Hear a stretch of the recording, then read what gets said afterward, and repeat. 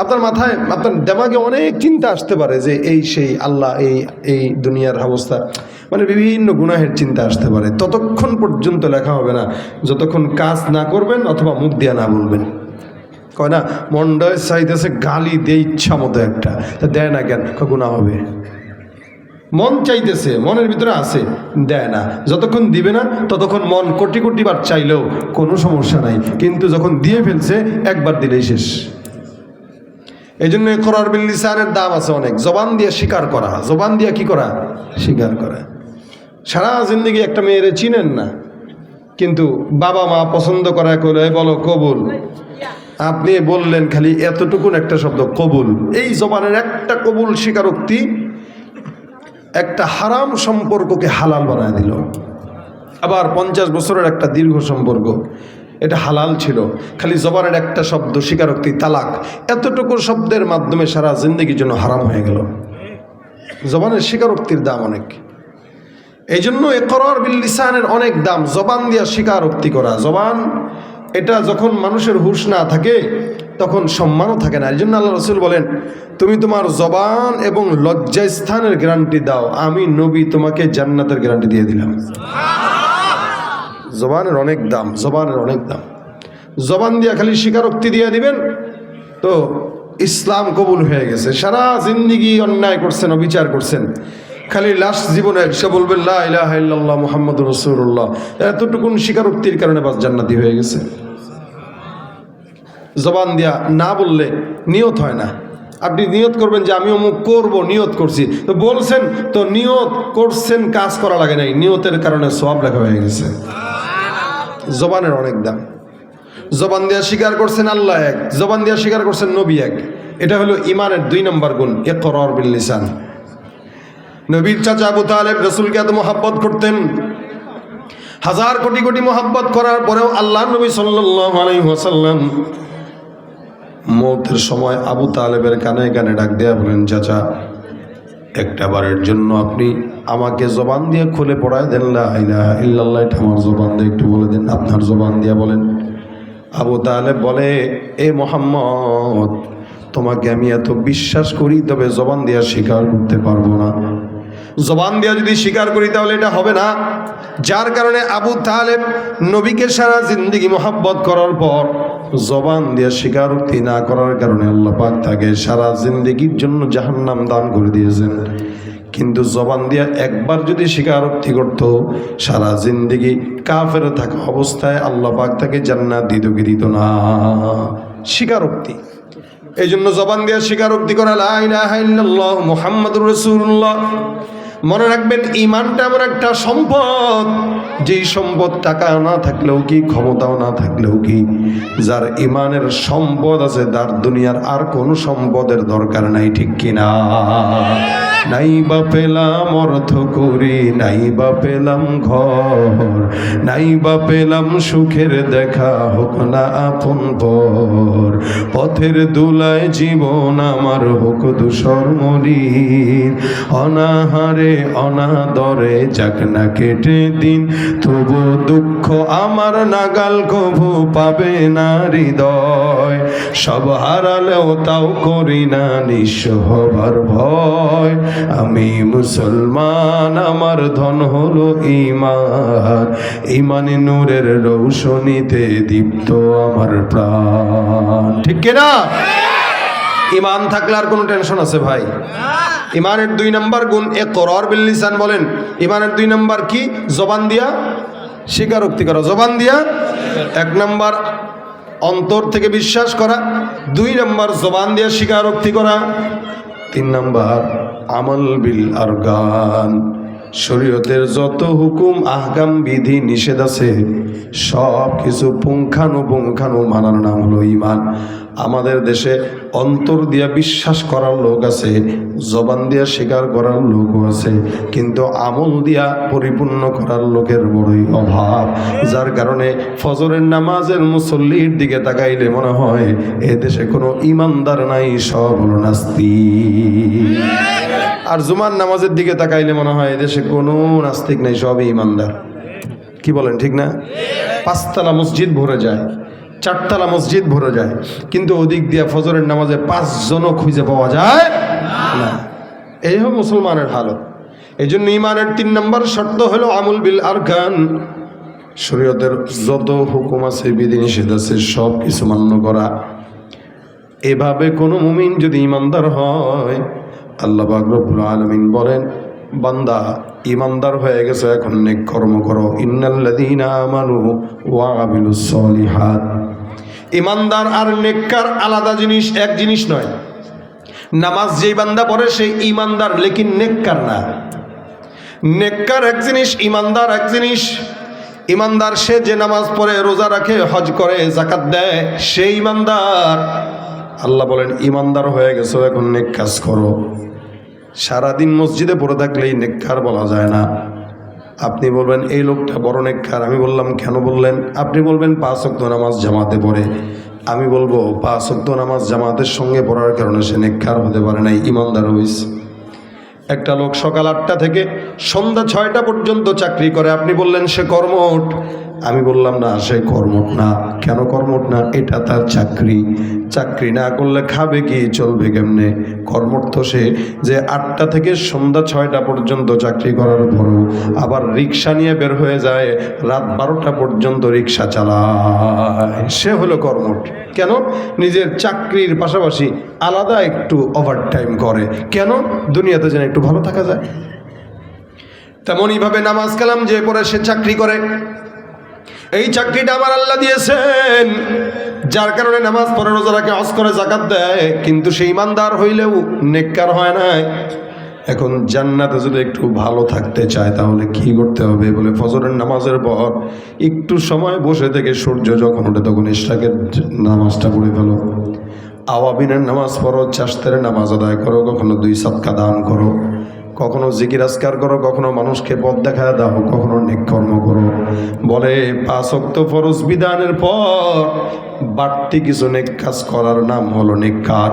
যেই বান্দা নামাজও পড়ে আবার মানুষকে দ্বীনের পথে ডাকে, ওই বান্দা নেককার। নেক কাজ করার জন্য বেশি সময় দরকার নাই, লক্ষ লক্ষ টাকা খরচ করা দরকার নাই। নবী বলেন কোনো মুমিনের সঙ্গে হেসেও যদি কথা বলে, আমার আল্লাহ তার আমলনামায় সদকার সমপরিমাণ সওয়াব লিখে দেন। এটা নেক কাজ, হেসে কথা বলা। আমরা তো হাসি মুখে কথা বলা ভুলেই গেছি। কেউ কথা বললে ভাব ধরা, চোখ মুখ লাল কইরা, নিচের দিকে তাকায়, মোবাইল টিপে টিপে, কত রকম আমাদের কথা। অথচ রাসূল সাল্লাল্লাহু আলাইহি ওয়াসাল্লাম বলেন একটু হাসি দাও। কেউ কারোর সঙ্গে দেখা করে সালাম দিল, হ্যাঁ একটু হাসি দিয়ে দাও। একটা হাসি দিলেই বাশাশাতুল ওয়াজহি সাদাকা। রাসূল বলেন কেউ যদি একটু হাসি মুখেও কারো দিকে তাকায় তা আল্লাহ পাক তার সদকার সওয়াব দান করে দেন। নেক কাজের একটা ঘটনা আপনাদেরকে শোনাই। রাসূল সাল্লাল্লাহু আলাইহি ওয়াসাল্লাম বলেন ছোট্ট ঘটনা, বহু আগের জামানায় এক আল্লাহর বান্দা রাস্তা দিয়ে হেঁটে যায়। সারা জিন্দগি আল্লাহর বান্দা কোনো ইবাদত করে নাই, গুনাহ করছে, আল্লাহকে কোনো দিন ডাকে নাই, সারা জিন্দগি গুনাহ করলো। এই আল্লাহর বান্দা রাস্তা দিয়ে হেঁটে যায়, যেতে যেতে যেতে যেতে হঠাৎ করে তাকায় দেখে মরুভূমিতে একটা কুকুর জিহ্বাটা এই পর্যন্ত বের করে পানির পিপাসায় পড়ে আছে, যেন এক্ষুনি তার মওত হয়ে যাবে। আল্লাহর বান্দা মওত হবে হবে ভাব, যখন নাকি কুকুরটাকে দেখলো এই হালত, আল্লাহর সোয়াবের সন্তুষ্টির আশায় এই বান্দা যে এই কাজটা করছে এরকম নয়। আল্লাহর বান্দা চিন্তা করলো একটা নিকৃষ্ট প্রাণী কুকুর, কুকুরটা পানির পিপাসায় এই জায়গায় কাতরায়, এই কুকুরটাকে একটু পানি পান করানো আমার একটা দায়িত্ব, মানবিক দায়িত্ব। এই মানবিক দায়িত্ব থেকে কুকুরের প্রতি দয়া দেখাইলো।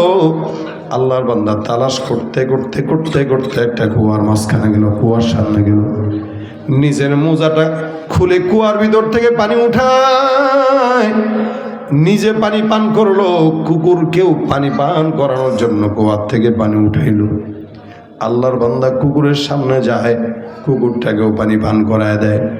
নবী সাল্লাল্লাহু আলাইহি ওয়াসাল্লাম বলেন আমার আল্লাহ পাক রব্বুল আলামিনের কুদরতের রহমতের সাগরে ঢেউ উঠে যায়। কেন জানো? আল্লাহ বলেন, এ পয়গম্বর, এই বান্দাটা একটা সৃষ্টির সেরা জীব নয়, সেরা জীব হয়ে নিকৃষ্ট প্রাণী কুকুরকে পানি পান করানোর জন্য দিলের ভিতরে দয়া লাগলো। আমি আল্লাহ ঘোষণা করলাম, আমি আল্লাহ ওই বান্দাকে দয়া করে মাফ করে জান্নাত লিখে দিলাম। সারা জিন্দেগি কোনো গুনাহ মানে ইবাদত করে নাই, খালি গুনাহ আর গুনাহ, গুনাহ আর গুনাহ, গুনাহ আর গুনাহ।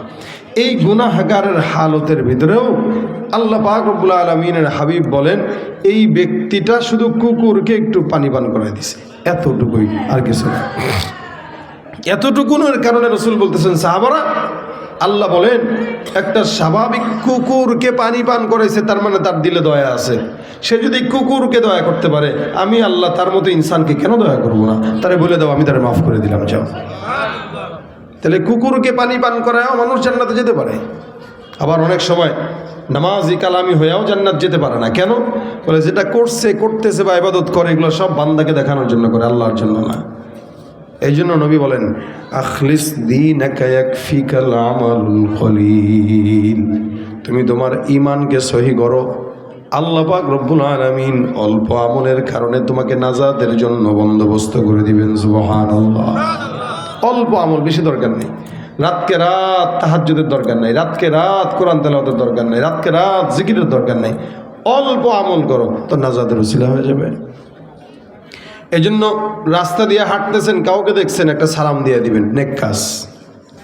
কোনো একটা মুরব্বী বয়োজ্যেষ্ঠকে হেঁটে যেতে দেখতেছেন, তো তাকে হাতের ভিতরে একটা মনে করেন 5 কেজি ওজনের বাজারের ব্যাগ আছে, আপনি বলবেন, কাকা দেন ব্যাগটা, আমি একটু আলগায় দিই।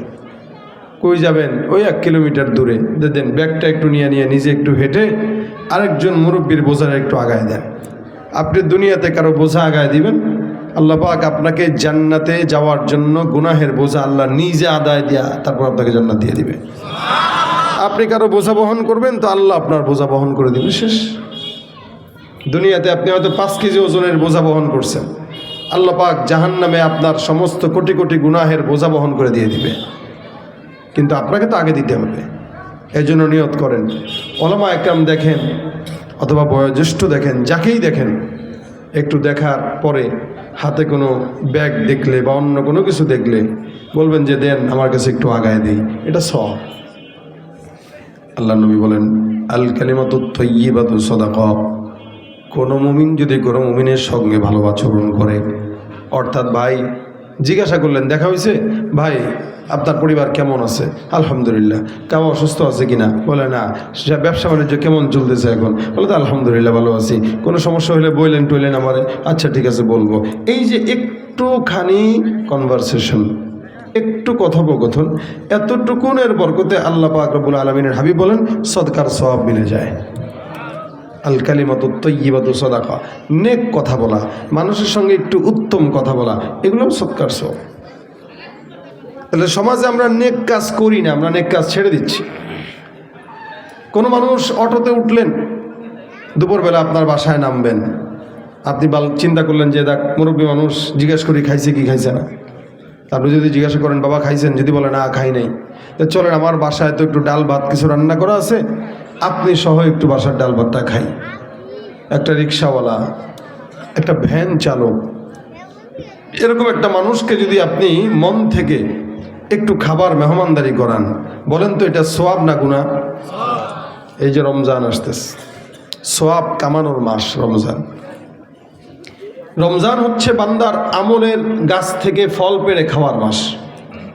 একটা রজব, শাবান, রমজান। আল্লাহুম্মা বারিক লানা ফি রজব ওয়া শাবান ওয়া বাল্লিগনা রমাদান। নবী দোয়া শিখিয়ে দিয়েছেন। আমরা তো নির্বাচনের কারণে রমজানকে কই যে রাখছি আল্লাহ মাবুদ জানে। রমজান যে এবার কী হয় আল্লাহ ছাড়া কেউ জানে না। কিন্তু অন্যান্য বছর কিন্তু এই সময়টা একটা রমজানের আমেজ আমাদের দিলে কাজ করতো। এবার আর রমজানের কথা মনেও নেই পাবলিকের। এখন থেকে চিন্তা করেন, রমজান আসতেছে। রজব মাসটা হইল আমলের গাছে চারা লাগানোর মাস, আমলের চারা লাগানোর গাছের মাস। মানে আমলের গাছের চারা লাগাবো রজবে। মুফাসসির একরাম বলেন আমলের গাছের চারায় পানি দেব শাবানে, তো এটা একটু একটু বড় হবে। আর যখন বড় হবে রমজান আসবে, তো তখন আমলের ফলগুলো পেড়ে পেড়ে পকেটে ঢুকাবো, অর্থাৎ নফল ইবাদত করবো, তো আল্লাহ পাক ফরজের সমপরিমাণ সওয়াব দান করবেন। ফরজ করব তো আল্লাহ পাক 70 থেকে 700 গুণ বৃদ্ধি করে সওয়াব দান করে দিবেন। আমরা রমজান আসতেছে, নিয়ত করব প্রতিদিন নেক কাজ করব, একটা হোক, দুইটা হোক, 10টা হোক, 20টা হোক, নেক কাজ করবেন প্রতিদিন। প্রত্যেক দিন একজনকে একটু ইফতারি করাবেন। কি দিয়া? বলে খেজুর দিয়া। কি দিয়ে? একটু বুট দিয়ে। কি দিয়ে? একটু মুড়ি দিয়ে। এখন তো খেজুর, মুড়ি, এরপরে ফল ফলাদির আইটেম 5টা না থাকলে ইফতার কোনো বাসায় দিলে কয় ফকির নি, আমার ইফতার দিতে এসে মনে হয় আমি না খেয়ে আছি। অথচ একটা রোজাদারকে একটু পানি পান করায় ইফতার করাইলেও ওই রোজাদার অবস্থায় যে সোয়াব পাইলো সেম সোয়াব আল্লাহ পাক যে তারা খাওয়াইলো তারা দান করে দিবেন। অর্থাৎ আপনার 2টা রোজার সোয়াব হবে, একটা আপনার আর একটা যারে পান করাইছেন তার। একটু পানি হইলেও তোমরা খেজুর মেহমানদারি করো, এটা খেজুর হইলেও তোমরা খাওয়াও, এটা রাসূল সাল্লাল্লাহু আলাইহি ওয়াসাল্লামের আদেশ। এই জন্য রমজান আসতেছে, একটু বেশি বেশি মানুষকে মেহমানদারি করাবো। রমজান আসতেছে, এটা মাথায় নেব না যে তরমুজ দেওয়া লাগবে, আম দেওয়া লাগবে, কাঁঠাল দেওয়া লাগবে, লিচু দেওয়া লাগবে, ফল ফলাদি দেওয়া লাগবে, না, এটা দরকার নেই। আপনি একটা খেজুর দেন, একটু পানি দেন, একটু বুট দেন, একটু মুড়ি দেন, সুন্নত পালন নিয়তে পাঠান। এখন সে কি মনে করলো এটা তার হিসাব, সে ফকির মনে করলো, সে নিজে ফকির, আপনি না, আপনি সওয়াব কামাইছেন। একটু দুধ খাওয়ান। রাস্তায় যে সমস্ত পথচারীরা হাঁটে, অনেক সময় পথচারীরা রোজা রাখা অবস্থায় দেরিতে পৌঁছে বাসায় তো ইফতার করতে পারে না। আপনি দেখেন এরকম কেউ আছে কিনা, আপনি তার হাতে একটু ইফতার ধরায় দেন, এগুলো নেক কাজ। রাস্তা দিয়ে হাঁটতেছেন, একটা কি বলে কলার ছলকা পড়ে আছে, রাসূল বলেন ইমানের 70টার বেশি শাখা আছে। আদনাহা ইমাতাতুল আদা আনিত তরিক। ইমানের 70টার বেশি শাখার ভিতরে সবচেয়ে নিম্ন শাখা হইল রাস্তা থেকে কাটা দূর করে দেওয়া। কলার ছলকা পড়ে আছে, এটাকে সরায় দেন। একটু কাটা পড়ে আছে, এটাকে সরায় দেন। একটু ইটের টুকরা পড়ে আছে, একটা হুন্ডা যাচ্ছে, হুন্ডাওয়ালা ভাই এটার উপরে পড়লে ওর হুন্ডা স্লিপ খাবে, অ্যাক্সিডেন্ট হওয়ার সম্ভাবনা আছে, তা আপনি ওই ইটের টুকরাটা সরায় দেন। এগুলো নেক কাজ। এই নেক কাজ যদি আপনি করেন, আশা করা যায় ইনশাআল্লাহ আল্লাহ পাক কি বলেন, জান্নাতুল ফিরদাউস আপনার আমার জন্য অপেক্ষা করবে। সুবহানাল্লাহ। জান্নাতুল ফিরদাউস কেন দিবেন? আল্লাহ পাক নেককারদের জন্য জান্নাতুল ফিরদাউস রাখছেন, আর মুমিন মুত্তাকিদের জন্য আল্লাহ পাক শুধু জান্নাত রাখছেন। জান্নাত আর জান্নাতুল ফিরদাউসের পার্থক্য আছে। একটা মানুষের 5তলা বিল্ডিং আছে, কিন্তু গেট ছোট, লিফট নাই, সিঁড়িতে টাইলস নাই, ঘরের রুমে টাইলস নাই। আরেকজনের লিফটও আছে, টাইলসও আছে, সব কিছু আছে। মানুষ পার্থক্য করে যে আরে এটা সুন্দর, এটা তেমন সুন্দর না। জান্নাতও এরকম। জান্নাতুল ফিরদাউস সবচেয়ে ভিআইপি এবং সুন্দর জান্নাত। আল্লাহ রাসূল সাল্লাল্লাহু আলাইহি ওয়াসাল্লাম বলেন, জান্নাতুল ফিরদাউসে নবী, সাহাবী, তাবেঈ, শহীদ এরা থাকবে। এবং জান্নাতুল ফিরদাউস এমন জান্নাত, যেই জান্নাতে আল্লাহ পাক রব্বুল আলামিনের আরশ পর্যন্ত মুমিনরা বসে বসে দেখবে। জান্নাতুল ফিরদাউসে আল্লাহ পাকের আরশ পর্যন্ত দেখা যাবে, বসে বসে আল্লাহর আরশ দেখবে। এই জন্য জান্নাতুল ফিরদাউস ভিআইপি জান্নাত, এটা আল্লাহর কাছে চাবেন। যেমন আমাদের ঢাকা শহরের গুলশান বনানীতে সমস্ত ভিআইপি মানুষরা থাকে, তাই বলে কি সবসময় ভিআইপিরাই থাকে? কিছু তো দুর্বলরাও থাকে। ভিআইপিদের পাশাপাশি রিক্সাওয়ালা আছে, ভ্যান চালক আছে, কাপড় ধোয়ে কাজের বুয়া আছে, মুচি আছে, তরকারিওয়ালা আছে। এরা কেন থাকে? এরা না থাকলে বড় লোকরা খাবার পাবে কই, ঘোরাঘুরি করবে কেমনে, দারোয়ান পাবে কই? তো গরিব ছাড়া বড় লোকের দাম নাই, যতই হেডাম দেখাক আমাদের সাথে, গরিব ছাড়া বড় লোকের কোনো দাম নাই। তো নবী সাল্লাল্লাহু আলাইহি ওয়াসাল্লাম বলেন, এই যে বান্দা জান্নাতুল ফিরদাউস পাবে, ওই জান্নাতুল ফিরদাউসে আল্লাহ পাক নবীদেরকে রাখবেন, শহীদদেরকে রাখবেন, সাহাবা ইকরামদেরকে রাখবেন, তাবেঈদেরকে রাখবেন। তা আমি যদি জান্নাতুল ফিরদাউস পেতে চাই, তাহলে আমাদেরকেও কখনো কখনো কিছু গরিব, মিসকিন, ইমানদার, দুর্বলদেরকে আল্লাহ পাক নবীদের সোহবতে থাকার কারণে জান্নাতে ঢুকায় দিবেন। নবীদের ঠেলা আমাদেরকেও ঢুকায় দেবে ইনশাআল্লাহ। এই জন্য আমরা প্রত্যেক দিন কমাস কম নেক কাজ করব, অন্তত 2টা হোক, 3টা হোক, 4টা হোক, যখন সময় হয় প্রত্যেক দিন একটা করে নেক কাজ করেন এবং লিখে রাখবেন যে আজকে আমি অমুক নেক কাজটা করছি। এই নেক কাজটা আপনি তারিখ সহকারে কি করছেন, কেন করছেন, এটা লিখে রাখবেন। তাহলে হবে কি, লিখে রাখার পরে আল্লাহ পাকের কাছে আপনি বলতে পারবেন, যদি কোনো দিন কোনো বিপদে পড়েন আল্লাহর কাছে বলতে পারবেন, আল্লাহ আমি অমুক দিন একটা নেক কাজ করেছিলাম, ওই নেক কাজের উসিলায় আমার এই বিপদ থেকে তুমি আমার হেফাজত করো। নেক কাজের উসিলা দিয়ে চাইলে আল্লাহ পাক বান্দার বিপদ আপদ দূর করে দেয়। এই জন্য প্রত্যেক দিন কমাস কম 3টা 4টা 5টা যতগুলো পারি নেক কর্ম করবো ইনশাআল্লাহ। কথা বলে না? রাজি থাকেন, নিয়ত করেন যে প্রত্যেক দিন একজনের বোঝা আগায় দিব, একজনের জন্য একটু সহজ করব, একজনের সঙ্গে একটু হাসি মুখে কথা বলবো, একজনকে একটু দিনের দাওয়াত দেব, একজনকে একটু নামাজের কথা বলবো। হ্যাঁ, এভাবে প্রতিদিন যদি নেক কর্ম করতে পারি, আশা করা যায় আমাদের সমস্ত আমল আল্লাহ পাক যদি ঘাটতেও থাকে, ওই ছোট ছোট নেক কাজের বরকতে আল্লাহ পাক আমাদেরকে জান্নাতুল ফিরদাউস দান করবেন ইনশাআল্লাহ। আল্লাহ যেন আমাদেরকে নেক কাজ করার তৌফিক দান করে, বলেন আমিন। আজকের এই মজমায় আমাদের এই আজকের মজমায় যে সমস্ত যুবকরা আয়োজন করেছেন, এই যুবকরা যদি প্রত্যেকটা যুবক যদি নেক কাজ করার নিয়ত করে যে আমরা সমাজে কোনো অন্যায় হোক এটা চাই না, আমরা মাদক সেবন করব না, আমরা কোনো মাদক দ্রব্য এমন যা আছে সিগারেট থেকে শুরু করে কোনো জিনিস আমরা ধরবো না, আমরা এখন থেকে নেক কাজ করব, তাহলে এই এলাকা শান্তির এলাকা হয়ে যাবে। কি বলেন, ঠিক না? আল্লাহ পাক আমাদেরকে এই যুবকদেরকে নেককার হিসেবে কবুল করুক, আমিন। আমি আপনাদের সামনে এই ভাঙা গলায় এই স্বল্প সময় যেই কথাগুলো বললাম, আল্লাহ যেন এগুলো আমাদেরকে বোঝার তৌফিক দান করেন। হযরত চলে আসছেন ইনশাআল্লাহ, হুজুর আপনাদেরকে মন ভরে কথা শোনাবেন, গ্যাপটা পূরণ করবেন ইনশাআল্লাহ। আল্লাহ পাক রব্বুল আলামিন যেন আমাদের এই আজকের মজমাকে বরকতময় করে, বলেন আমিন।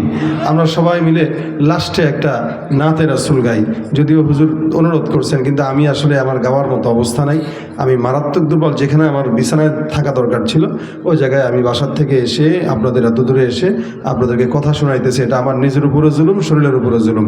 এরপরও আমি অল্প একটু শোনায় দিয়ে যাচ্ছি। ইশকে নবী জিন্দাবাদ, ইশকে নবী জিন্দাবাদ, ইশকে নবী জিন্দাবাদ, ইশকে নবী জিন্দাবাদ।